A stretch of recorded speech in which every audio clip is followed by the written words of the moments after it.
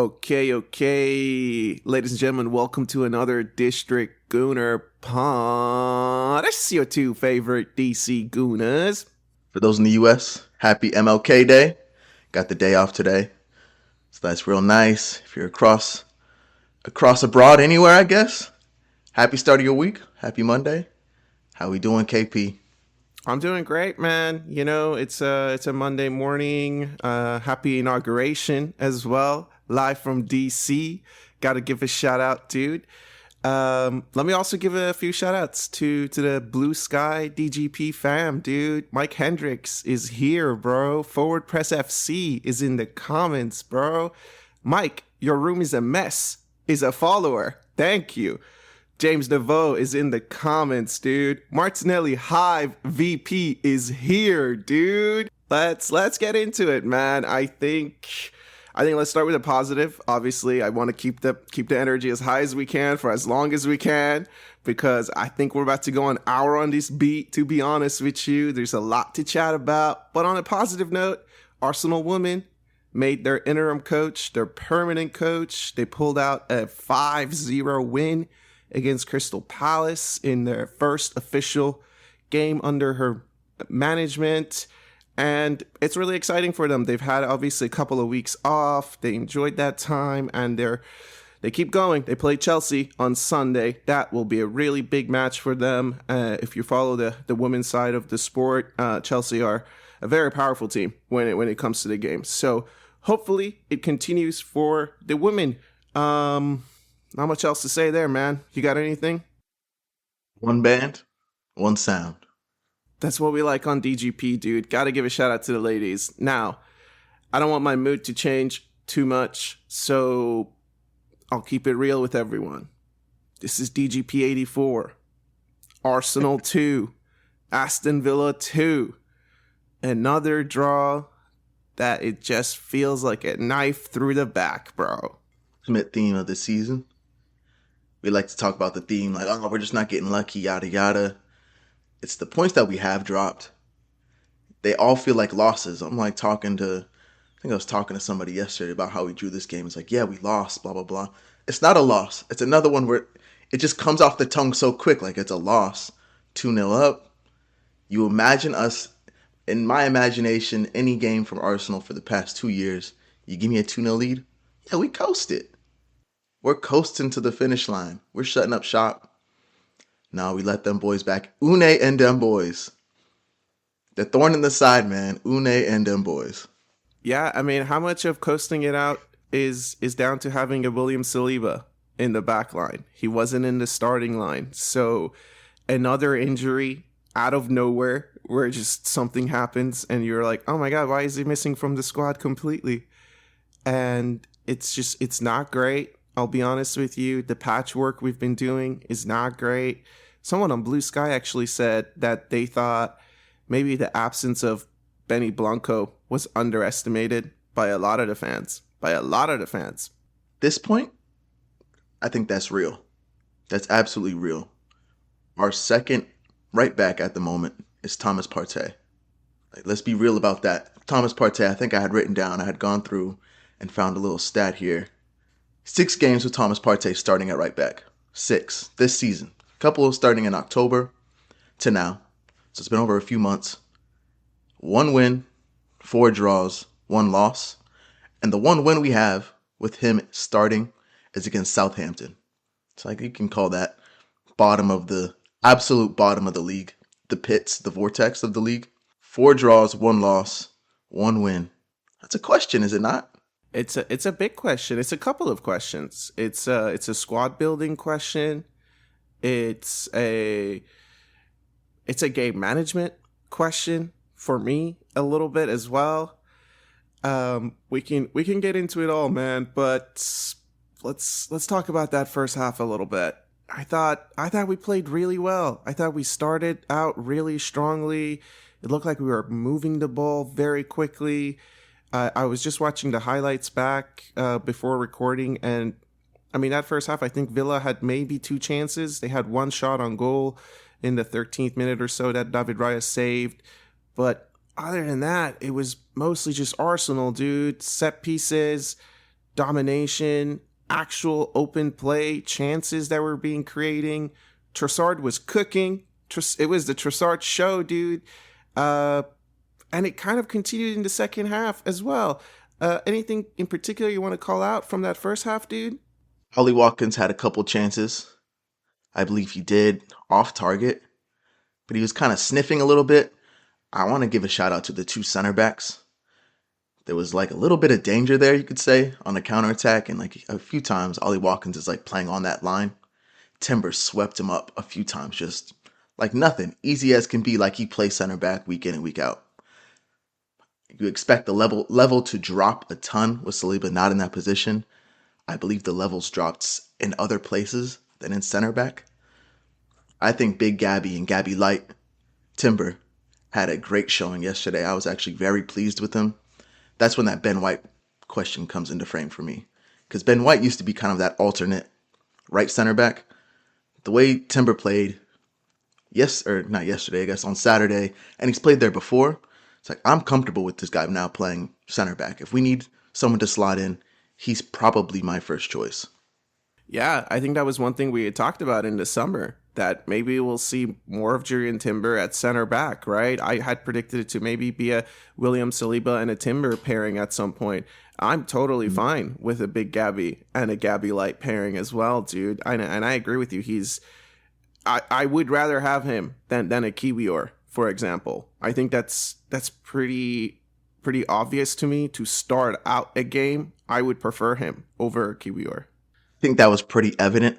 And later I have some comments, I guess, from the socials about what we expected to start with Saliba being out, and we'll get there. But obviously Kiwior is an option. We've seen him this season. I think we have pretty strong opinions about what we wanted to see, but we'll get there. The other thing to note from the first half, first goal, Martinelli Hive, rise up. Trossard, man of the match, easy for me, for this Arsenal squad. Easy peasy, left-footed cross on the money. Martinelli's there to tap it in on the far stick, got in front of his man. I guess Martinelli on the day, what you got? I mean, he did okay. I thought he was crashing a good number of times. There is one in the second half when Miles Lewis Skelly is played through by Trossard and he squares that ball on the ground, dude. And Martinelli's not there for that one. So I guess that's the one thing I can call out, is that early in the game, early in the second half, I wish he was locked in a little bit more and crashing that. But overall, to get in front of his defender, to put that ball over the line, and it was kind of fun, right? Martinez got both hands on it, still struggled to save it, so it was good. But overall, I felt like most of our attack was going down the left. There were a few times that we tried a TP5 ball over the top to Martinelli. I thought we would see more of that, but we only saw that like in the first 20 minutes and then kind of just stopped. So I don't really remember him having a lot of chances that he was creating down the right. There was one, Steven, I can't recall if it was already 2-2 or not, but I remember he got the ball. It was in a transition. He was one-on-one, and then he turned it into like a 5v1 and spun out. And I was sick, bro. I was sick. Talk that. So, get a little background. KP and myself, we went to a bar to watch this game. So we, having a merry time. Oh, we're having a great time. Shout out to Easy Tiger. Shout out Easy Tiger. So we're having a merry time. Drinks are flowing, 2-0. Vibes were great. We go down. So I actually watched the second half back last night. I watched the entire second half back because I felt like maybe I was watching it with red in my eye. So watched it back. That is right before the second goal. What you're talking about happened exactly before the second goal. That was our offensive action on the counter. Martinelli versus Digne. That's who it is. And it starts kind of as a 2v2. I think Trossard's way out wide on the left. Someone's tracking him. It's him and Digne. 1v1. And he decides not to try to push it past him and pull out. Now, earlier in the game, this is first half, Maatsen got a yellow card, and that's their left back, Villa's left back. Martinelli, on the touchline, he tried to push it past him. Do you remember that? Yes. Martinelli pushed it past him. Maatsen had to grab his shoulder, pulled him back, got a yellow card. That moment kind of killed me on the rewatch. I was like, damn. To me, you just got to go. You just do it. It's a 2-1 game. They had just scored. Maybe the game is in the balance a little bit. I think our opinion right now on this pod is you create your chances. You create your luck. That is a moment to create something versus pulling it back. We end up losing a ball. I think Partey misplaced a pass. And then they got their free kick and scored. Yeah, we'll get to their goals, but that's a little bit of a worry. I don't know. It can't be a confidence issue at this moment in time. I think it just goes down to a decision-making issue, which is a repetitive theme, I feel like, with this player. This is a bit worrying for me. Trossard, I'm telling you, I think he was the shining light yesterday. So I think we're done with the first half. The second half, I did the rewatch. It is all through the left side. He is Saka, right? He's in Saka mode. Go out left. He's going to create something. Martinelli. I mean, we're talking the apples to apples. Trossard and Martinelli. Who's going to play on the left week in, week out? A lot of people choose Martinelli that's who they like, I guess. Now you're seeing him 1v1 on each wing. Don't give me Martinelli's out of position, blah, blah, blah. He's a pace player. He can run from the right. He can run from the left. He can run from either side. Just doesn't do enough for me, man. He just doesn't do enough. He's still leaving you wanting a little bit more. And yes, maybe it's because of what you've seen in the past. Maybe it's what you expect from him a little bit. Maybe it's just that you, as an observer, are also aware of his strength, which is his pace. So it's surprising when the moments present themselves. Why isn't he trying to use his power? Like, this is not the time to be Spider-Man, dude. You got to use your power.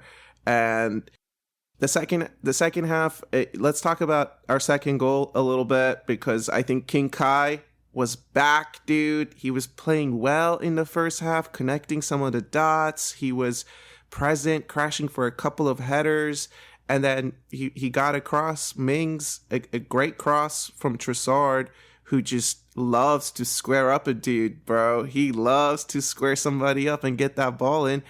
And I thought it was a good finish. It was a really good finish from our center forward. So, for all the talk, I know there's this huge cloud over the club to go and sign an attacker. Our attackers played well. We had a defensive issue Saturday, right? You go up 2-0 in a game at home, it's done, right? That's all you can ask for. You tell Mikel we're going up 2-0 in the second half in this game. To me, that's done and dusted, right? Done and dusted. This is a good finish by Kai. Obviously, squared up Matty Cash, got the better of him. Left foot cross on the money. Kai kept it low. Martinez is obviously going to do his best against the Arsenal. That's just what he does. But put it past him. 2-0. The stadium was electric, man. Giving Kai the love, which I appreciated. He needed that. 2-0 at that point. What do you think? I guess the next 15 minutes were basically crucial, huh? Yeah, I mean, we scored in the 55th minute, right? And they scored 2 goals within 10 minutes between the 60th and the 68th. I think when I reflect back on how the game unfolded, you're up 2-0 and you don't make a change. We didn't have a sub between the 55th and the 82nd minute. That's a problem. But also, both goals, I think they're kind of down to individual error.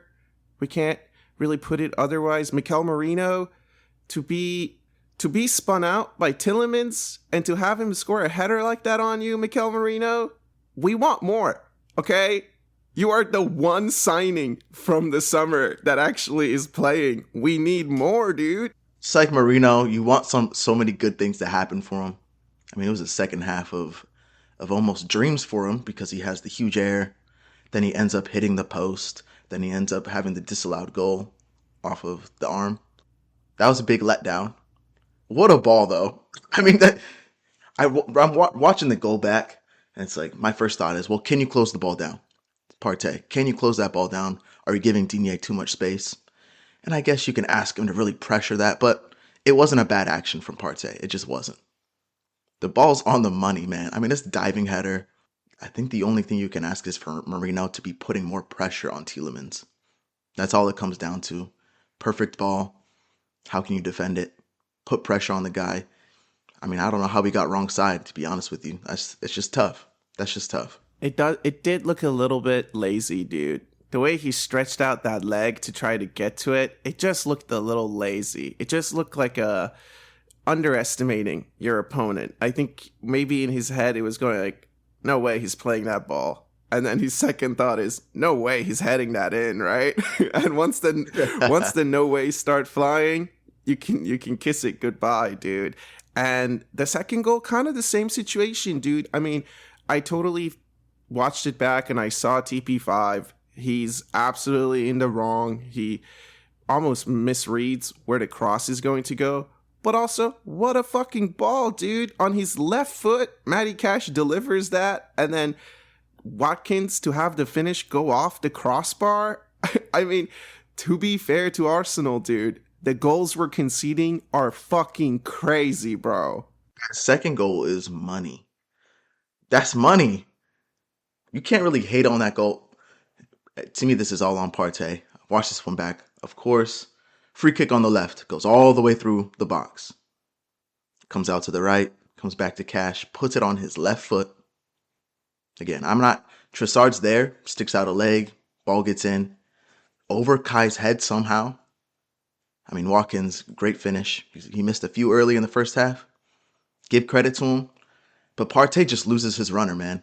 So when you watch it, free kick on the left, everyone has their man. Ball goes through. As soon as it's on the right, it's basically like another free kick. That's how we're set up. Everyone sticks with the same man. Like you can see it's going man for man, and everyone has the same man as before. And Rice turns to Partey and says something to him. I don't know. It's Ollie Watkins. It's like probably the most dangerous dude on the field at this point. And he just lets him run by him. And when it goes in, Rice turns to Partey, sticks out both hands like, what are you doing? What are you doing? That was your man. I said it to you. So there was obviously a communication error. Partey fell asleep. Our veteran in the squad fell asleep. He really did, dude. And I think you put the individual errors aside. And I think you have a little bit of a manager chat.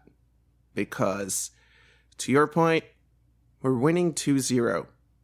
If you had given us 2-0 before the 60th, and then you look out there and you think, like, job done. What you needed from Partey was done for me. He did it. He played 55 minutes. We're winning 2-0. There is no reason for him to still be your outside back. I think at that point, you have to make a change. You bring on a Kiwior and you move a Timber out. For me, I feel like that's simple, dude. You pull off a Marino, put a TP5 in the middle. I think that's simple, dude. So the fact that we're just watching and letting the game play out, still believing that like this is fine, we're up 2-0. The game has changed from when it was 0-0. Why aren't we making a change? And then Steven, he has the audacity to get out there for his post-match interview and say, well, Liverpool made subs and they won them the game. We couldn't really make subs. You look back on when Liverpool made those subs, 65th minute, 2 subs. 80th minute, 2 subs. 90th minute, 1 sub. We have 5 subs, Mikel. Their subs alone didn't just win them the game. It was also when they made those changes. First thing, let me fact check myself. The Martinelli counter was on the first goal, not the second. So 2-0 up, and that happened. Tough. The subs, though. KP. Who do we have on the bench? My first thought is 60th minute, up 2-0. We got to make the subs. That's where I'm at as well. And I'm a believer in that. But devil's advocate, there's going to be people listening. Well, who do we have on the bench? Who do we have on the bench at 2-0? We have the perfect subs for 2-0. Those are the only subs we have are defenders. So why didn't we do anything with all those defenders? This is really a big issue for me, dude. So we're riding. Mikel said he's putting his chips on his starting 11. Like, to me, it's simple as that. I don't know if I can really fault him for that, man. Initially, I'm completely where you were. Subs. Probably still today, I'm still thinking subs. That's just where my heart is. But we know the manager, don't we? This is how the manager is. He said, I can ride these dudes to the end. These guys that have played 3 games this week, North London derby, Man U, 120 minutes.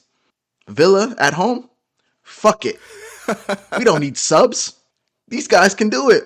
I'm going to ride with them. That's what he said. And we came up short, huh? And that's not good enough. That's not saying manager out. That's not saying go and sack him and get another one in because of those things. I just hope we're learning. Like this season, it feels like a write-off. It really does at this moment in time. But also, are we learning? Mikel, I can't see the same shit next season, dude. We gotta have game-changing subs. And, Steven, Aston Villa are a Champions League team, okay? We have a Champions League game coming up. We'll talk about that at the end of the pod.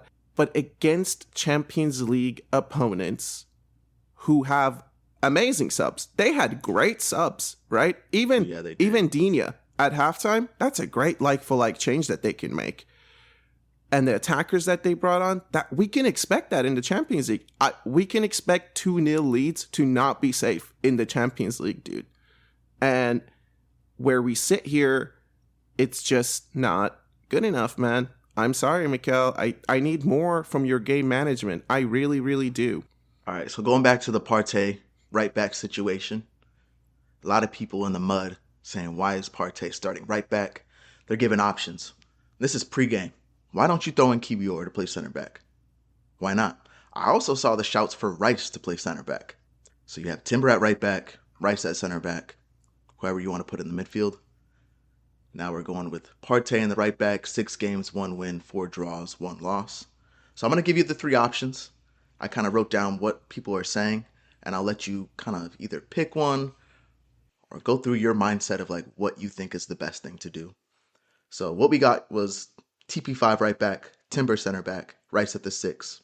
You could have had Timber at right back, Kiwior at right center back.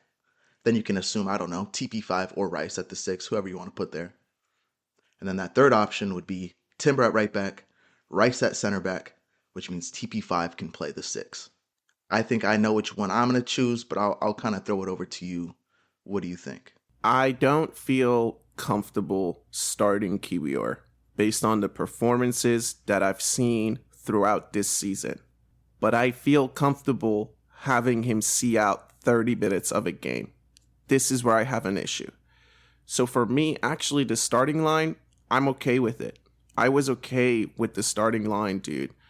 I knew TP5 was going to play right back, and I'm fine with it. And he did fine. He did well, dude. He was really helping us in the first half. He should have also scored in the first half. There was a corner where it like fell to him, and he skied it. Oh, yeah. So He was active. He was winning headers. I just think a tired Thomas Partey with 30 minutes to go in a position where they are making changes. They changed their left back and they changed their left wing. We had to have reacted to that. That you're hanging him to dry out there. You know he can't run like that. You can't expect 90 from him at right back, dude. Not against talented attackers, not against talented opposition, dude. So that's where I said Rice at center back. I mean, that's kind of hard. I'd rather have Rice at number 8, bro. Honestly, like I would rather have him out there. But I mean, I hear people. That's where I stand on it. What do you have a different take? I'm fine with it. I mean, we went up 2-0. I'm fine with what we put out. Did Partey contribute to the 2-0 lead? Yeah. He obviously contributed to one of the goals as well. You're asking for 90 minutes from him out wide. They have good attackers, right? They have good attackers. Kiwior's on the bench. To me, you got to put faith in the guy. You just do. The one option I would say do not choose is starting him. We've seen him let us down a couple times now with the same type of ball. All right, young man, sit on the bench. But if we need you, we're going to call your number. Boom, you're in. I'm also not a huge proponent of trying Rice at center back and TP5 at the 6. Sometimes you just got to get your best players on the field, right? Can Rice do a job for me at center back against Aston Villa, who are going to be running at us? Oh, yeah, he can. Is Timber the best right back in our team? Yeah, he is. Put players in their best positions. If Rice has to play center back, that's not his best position, but he's the $100 million man. I trust him to play center back. I'll be 100%. Marino at left 8. We have another center back on the bench if things aren't going well. We can sub Marino out. We can sub TP5 out and move Declan into the midfield. I'm okay with that. I like to say this. This is now becoming my own theme. Where are the balls? Where are the cojones at? To me, you got to have some cojones when you're down men like this. You have injuries. We're down in the dumps, right? We're in our depths right now. So you got to be creative. Yesterday was not creative at all as far as let's just play 90 minutes, or I guess 80 minutes before you even put Sterling on. Let's play 80 minutes with the same lineup and see what happens.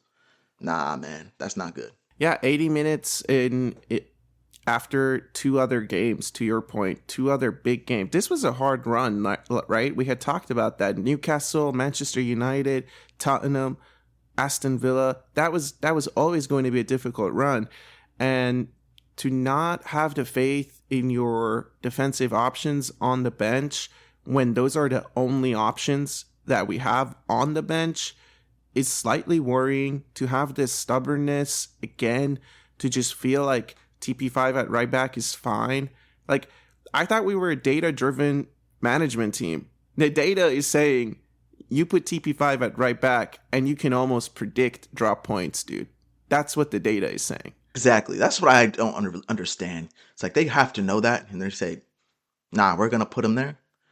Why not be creative? Why not try something different?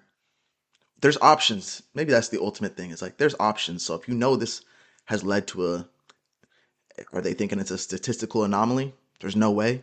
We're dominating these games.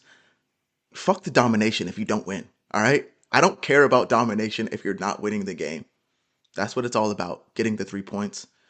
I mean, hell, man, between their 2 goals, they hit the post, right? They were on top of us. They were on us. Why not make a sub then? They scored. They hit the post. Oof. Maybe we need to make a move. Slow down the pace of the game a little bit. Take a breather. No, then they scored again. It's tough. We're talking about right back a lot. Let's give a huge positive. The left back, this kid, Lewis Skelly. Haven't mentioned him yet. Talking about the veterans in the squad on the other side of the field. Lewis Skelly. Hell of a game. I thought Morgan Rogers was out there crying. Ooh-wee. He put him in the mud. He's so good. Calafiori, you're in big trouble, bro. I'm sorry. When he comes back, there's no way you're getting ahead of this kid right now, dude. Zinchenko, you're not getting in ahead of this kid, dude. It's starting to make sense why we weren't seeing Zinchenko a few months ago, dude, when we were like, oh, Maslow Skelly is getting a Champions League debut. That's interesting. Maslow Skelly is coming in to see the game out against Manchester City. That's interesting. It's starting to make sense, dude. And he put on another masterclass. I'm totally with you, man. He had Morgan Rogers absolutely on the floor. There was one where he took the ball away from him. He dribbled him. It was like, I'm like that too, bro. What, you think you're the only one who can dribble? I love him, bro. Just the first time we played him, he had those highlights, those big highlights of driving through the midfield. Yeah, Lewis Skelly, I'm telling you, I watched the highlights back. He dropped him a few times.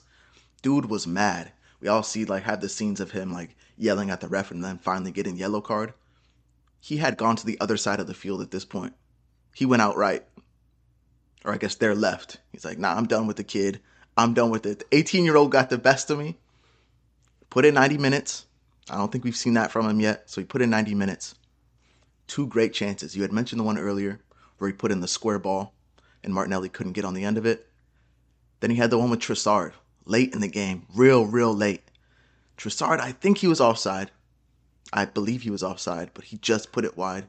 Barely. But that's Lewis Skelly putting it through the lines on that. He was really good, dude. He was really good. That's all I can say. I hope we'll see a lot more of him. I hope he stays healthy. Holy shit. That's like the biggest thing I can ask for. And we were talking about Declan Rice a lot. I thought he played well, to be honest with you.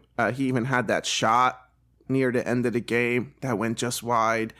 That was good to see. I mean, shoot more, guys. That's the one thing I got to give a shout out to Trossard. He was shooting, bro. Those corners and free kicks when they were landing on him on top of the box, he was just letting them rip. Like, just put it back in the mixer, bro. We'll see what happens. We'll just see what happens. But a midfielder we haven't talked much about, dude. It's the captain, Martin Odegaard. I put out a question on Blue Sky. Is it time to have an honest chat about Martin Odegaard? Because I don't know what is going on with my captain, bro. I don't recognize this guy. Simon Green left a comment saying, I thought he was decent. Certainly not in the top 3 of our current issues, in my opinion. And Stateside Gooners got involved in the comments saying, he's creating a lot of chances. They're not being finished. I'd love to look at his expected assists and the expected goals than the actual goals scored. It feels like he should be seeing more scores from his efforts.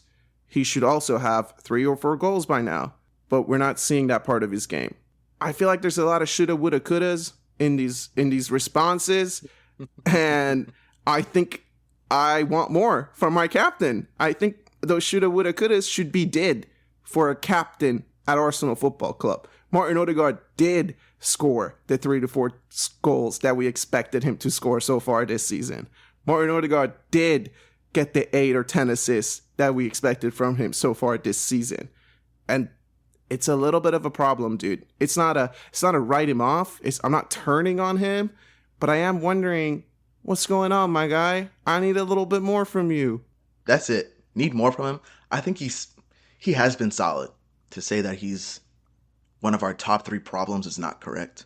So whoever said that, I agree. Not a top 3 problem right now, but he should be one of our top 3 like shining stars, and he's not.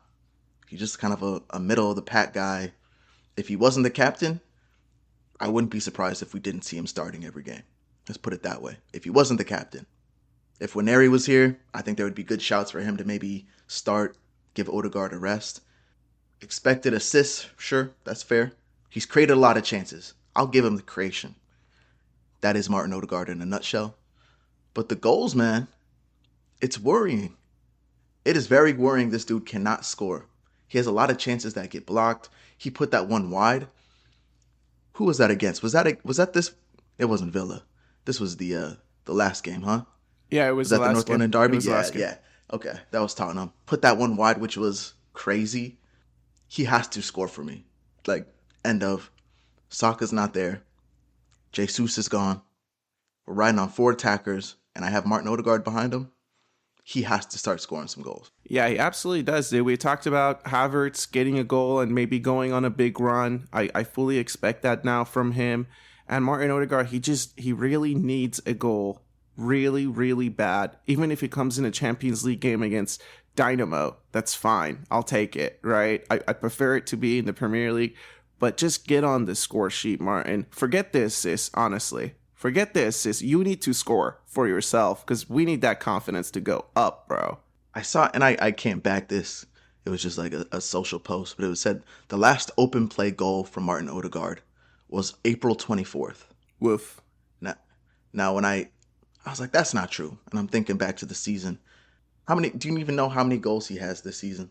I don't think he has scored. Oh, he scored a penalty. I remember him scoring a penalty, but that's the only one. So I saw that stat and I was like, that's not true. And then I'm thinking back to our season. I was like, I can't even think of one Odegaard goal this season. I didn't even dare to fact check it, but I'm thinking back myself. I can't think of a goal. So maybe that's true. And that is a problem. Yeah, he had the injury spell. Fair enough. But he's our starting 8. The creator, the 8-10 in the squad. 0 goals, bro. That's not good. No. But listen, for all the doom and gloom that it felt like when the game became 2-2, there was still 20 minutes to go. And I didn't feel this when I was sitting there at the pub watching it. But after I was watching the highlights this morning, we could have still won that game, dude. We could have still won that game. I did feel like 2 goals with the attacking prowess that we have had against a Martinez was already asking a lot. Could the 3rd goal fall? And it kind of came down to the margins. There's that 3rd goal that we just know we don't have that in attack. So kind of disappointing, but we still were creating a lot of chances, dude, in that last 20. I think it was actually mostly us. You're completely correct, man. I think when you're watching the game, I think I'm with you. When I left, I'm like not happy with the performance. Should have won, blah, blah, blah. The shoulda, woulda, couldas. But I watched it back. After the second goal, there was only one team trying to push on for the win. And I give credit to the team for that. Like, you have to respect. We did try for it. The effort was there. For having the 3 tough games, putting in a ton of minutes, running out the same dudes, asking them to like basically burn the tread off their tires. They tried. I think after their second goal, Villa had one good chance that Raya saved. It went through some legs and he saw it late. He caught it. It was that sub that came on, the guy from Netherlands. I don't know his name, but he had a decent shot. But for us, we had decent chances. So obviously the disallowed goal, that's one. We had the Marino off the post, the Trossard follow-up. I thought that was a goal, man. Give credit to Emi Martinez. He tried to slot that through his legs, had quick feet, got him. And then you had the Trossard chance that went wide. That, yeah, maybe he was offside. We don't know. But he did put it wide. Those 3 alone, great chances. And Villa, they just kind of, to me, they're basically holding on, waiting for another counter opportunity that never came. Yeah, that post and then follow up by Trossard was amazing. You got to give credit to that save. You absolutely do, dude. And I mean, what a way that would have put Trossard through the roof, man. Gets the North London goal, gets 2 assists and a goal. I wish. But let's chat a little bit about the disallowed goal. I've seen a lot of opinions. Not handball. When I watch it back, it does look like a handball. I have to be honest with you. I think it's a correct call. But I do struggle a little bit with the rule. Like, is it okay to say when it's accidental from a forward, it's a handball? When it's accidental from a defender, it's not a handball? Like, is the new rule just sound in itself? Because I was watching the Liverpool game earlier, and Brentford had a crossing that hit Konate's arm, and yeah, his elbow was tucked into his body, with like his arm was out. The part that the ball hit was out, and it still prevented the cross from coming in. So I'm struggling with where we're drawing the line of accidental okay, accidental not okay. I agree. Handball on Kai Havertz. I'm okay with that call. The first angle they showed, I was like, that's off his body. That's crazy. Like, there's a front angle that they show. I thought that was completely off his body, but there's another angle. It's off his arm. I almost appreciate that the offensive handballs are black and white. If it goes off your arm and then the ball goes in, it's a handball. Definitive. 100% definitive. Versus the defensive ones, there's the gray area. Because then what happens, man? Well, it's Liverpool. Of course it's not a handball. Against us 4 weeks ago, that was a handball. Blah, blah, blah. Because there's a lot of, you can look back to different games all across the season where they called it, then 2 weeks later it's not a handball anymore. That's my issue. There's no like definitive set. Like, back in the day, it was probably a couple years ago, they deemed the sleeve to not be a handball. If it goes off your sleeve, it's not a handball. It's like earlier in the season it was, but now you made that definitive rule. All right, sleeve and higher is not a handball. It's too wishy-washy for me. A little bit it is. All right, man. I mean, I think overall that's the game, to be honest with you. Sterling got in. He did fuck all. There was actually a part where I was really upset with him when he lost the ball and then fouled their player, killed the momentum in like the 92nd minute. But that for me is also making it very clear. I'm sitting here on January 20th, dude, and I'm asking myself, where's the help? What do we do, man? I'm looking at the record you put on the dock here without Saka. 7 games, 3 wins, 2 draws, 2 losses. I mean, how big is missing Bukayo Saka? Huge. This goes back to the 2-0 win. We're going to make subs. If Saka's on the field, he's playing 90, right? He's playing 90. So then you can make subs other places. Oh, where's the Jesus? You could put in Waneri. Oh, Ben White, Tomiyasu, Saliba's not in. You can rack up a ton of other players, right? But if Saka's on the field, he's playing. He's playing the 90. I think this game, attacking-wise, was excellent. I mean, we're talking about Trossard down the left. We had a fluidity to it. Those were pretty goals. Those weren't jammy goals. Those were pretty goals. We don't see a lot of those lately, huh? We don't make a lot of pretty goals. So missing Saka, man, it's tough. I think the last 5, so you mentioned the last 7.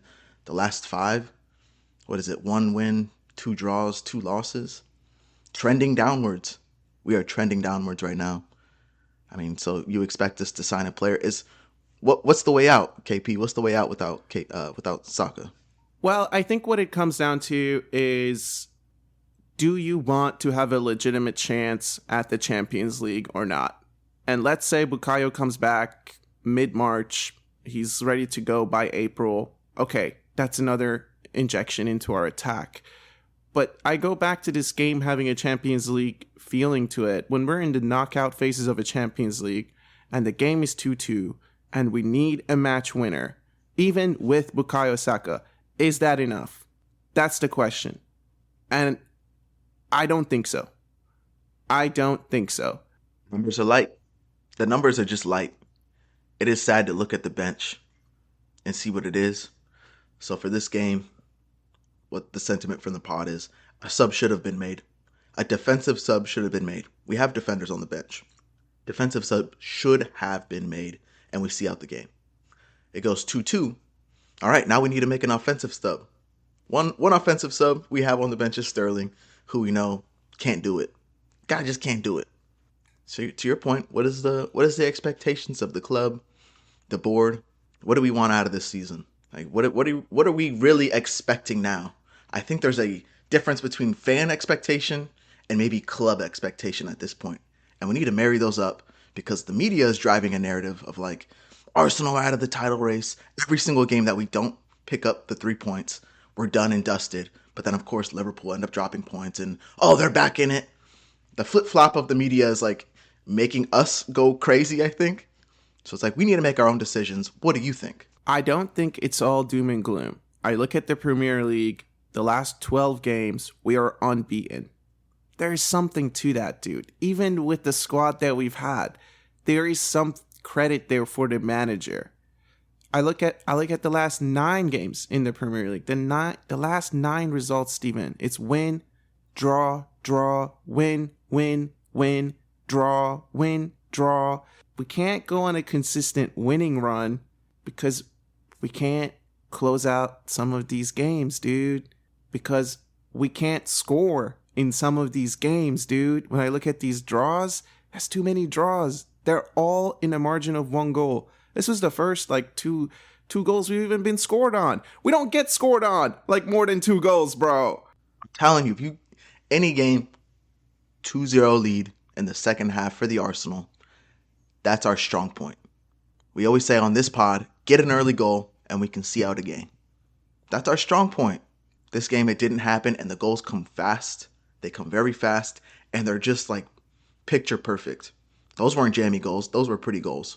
And I wonder how much of this is playing subconsciously on the players' minds, right? That this is not the first time where I feel like we've taken a lead and then we've kind of looked a little out of sorts. We've looked a little unorganized, and they've had good chances. Some of the games we've gotten away with. This one, not so much. But I'm wondering how much of it is a sense of relief almost from the players. We scored 2 goals. Hell yeah, dude. We haven't been able to score 2 goals in a minute, bro. We finally scored 2 goals. And does that relief then turn into a little bit of just complacency to have that lead go away? I was thinking about that. We scored. The sense of relief, the media narrative that's there. I wonder how much is playing on top of the players' minds. Say that. And you can say that because of the fashion in which we got scored on. Yes, they're beautiful crosses and they're picture perfect goals, but we let that happen by falling asleep. You could say Marino should have been on Tielemans, should have been touch tight, giving him some pressure. Didn't. And then for the Ollie Watkins goal, he's by himself. As they say in the NFL, that was blown coverage. Blown coverage to their best receiver in the end zone. So you could say that. Yeah, and now we're sitting here, like I said, January 20th. We're 6 points behind Liverpool, and they have a game in hand. And you have to wonder, is it time to call it quits on the league? I say no. Like in my gut, I can't say it's done. Is it likely? No, it's not likely, but it's January. Yeah, it's a lot of season left. If we don't get any numbers in, the chances get lower and lower and lower. But to be honest with you, KP, in my heart, I can't say we're out of it. The narrative from the media to me is too much. Like you can't play into that stuff. Every time we drop points, it's like the world is ending. Arsenal's on fire. Well, what's everybody else doing? Why are we still in second place? That's kind of crazy. What about the fires everywhere else in the league? Talking about the second place team without their best player, now without Saliba for like 2 weeks. I'm seeing. Hey, yeah, it's a fire in the physio room, but again, we played hard. I can't ask more from the boys, like to close out the game. You can't. Totally, dude. These guys are just trying to spoil our vibes, honestly, man. There's teams sitting at what? There's teams after this weekend that were losing 3-0 at half to Everton. I don't know if you were looking around. There's teams out here saying maybe we should really sack our manager. That's when you sack your manager, by the way, not when you're sitting second in the league with the run that we've been on.